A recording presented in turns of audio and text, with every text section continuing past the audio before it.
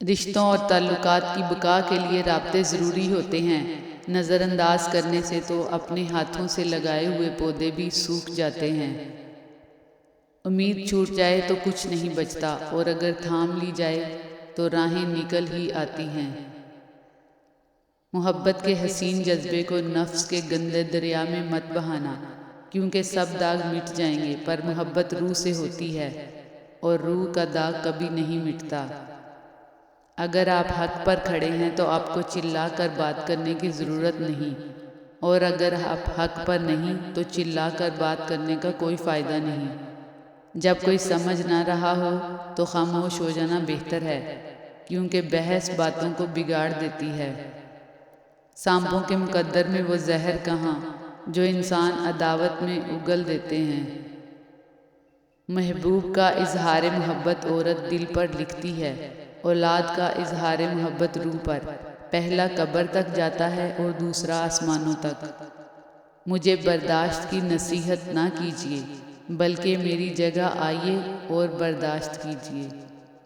اچھا انسان بننے کے لیے آپ کو خود محنت کرنی پڑتی ہے، جبکہ آپ کو برا انسان بنانے کے لیے معاشرے کی تمام قوتیں آپ کا ساتھ دیتی ہیں۔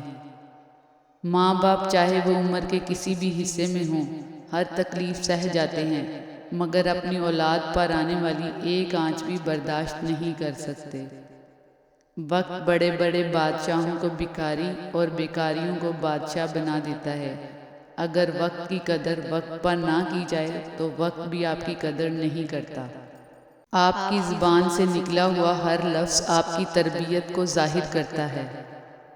بغاوت ہمیشہ وہی لوگ کرتے ہیں جن کو حرام حلال کی تمیز ہو، اچھے برے کی پہچان ہو۔ منافق تو ہر رنگ میں سج جاتے ہیں۔ انسان کا سب سے بڑا دشمن اس کا اپنا دماغ ہے۔ چن چن کر وہ لمحے یاد کراتا ہے جو سب سے زیادہ اذیت دیتے ہیں۔ انسان نے ترقی تو بہت کی، لیکن ایسا کچرا دان نہ بنا سکا جس میں وہ اپنی نفرتیں، عداوتیں، تعصب اور جہالت کو پھینک سکے۔ وہ دن بھی کیا خوب دن تھے جب مہمان جاتے تھے تو آنکھیں نم ہو جاتی تھیں، اب تو قبرستانوں میں بھی کہکے گونجتے ہیں۔ دل ہمیشہ صاف رکھو، نہ جانے کب اللہ سے ملاقات ہو جائے۔ حقوق اللہ میں معافی شرط ہے اور حقوق العباد میں تلافی ضروری ہے۔ معافی اور تلافی کے بغیر والے کیس کا فیصلہ بروز قیامت ہوگا۔ اپنے کیس کا فیصلہ دنیا میں ہی کروا کر جائیں، حشر کا معاملہ بہت نازک ہے۔ اچھا انسان وہ ہے جس کو ثابت نہ کرنا پڑے کہ میں اچھا ہوں، بلکہ اس کا کردار اس کے اچھے ہونے کی خود گواہی دے۔ معیار یہ نہیں ہے کہ آپ کو کتنے لوگ پسند کرتے ہیں، بلکہ معیار تو یہ ہے کہ کس طرح کے لوگ آپ کو پسند کرتے ہیں۔ ہجوم سے معیار تک کا بہت فاصلہ ہے۔ دولت اور عہدے انسان کو عارضی طور پر بڑا کرتے ہیں، لیکن انسانیت اور اچھا اخلاق انسان کو ہمیشہ بلند درجے پر رکھتا ہے۔ مزاج کے خلاف بات پر مسکرا کر نظر انداز کر دینا لڑنے سے بہتر ہے۔ جب تمہیں خوشیاں ملنے لگیں تو 3 چیزوں کو کبھی نہ بھولنا۔ نمبر 1 اللہ تعالیٰ کو، 2 اس کی مخلوق کو، 3 اپنی اوقات کو۔ جو اپنی تنہائیوں کو اللہ کے خوف سے مزین کر لے، اللہ جل شانہ اس کی محفلوں کو بھی اچھا کر دے گا۔ لوگ تمہاری راہ میں ہمیشہ پتھر پھینکیں گے، اب یہ تم پر ہے کہ تم ان پتھروں سے کیا بناتے ہو، مشکلات کی دیوار یا کامیابی کا پل۔ ہر غلطی پر سوری کہہ دینا ٹھیک نہیں ہوتا، بعض اوقات اپنے آپ کو ٹھیک بھی کرنا پڑتا ہے۔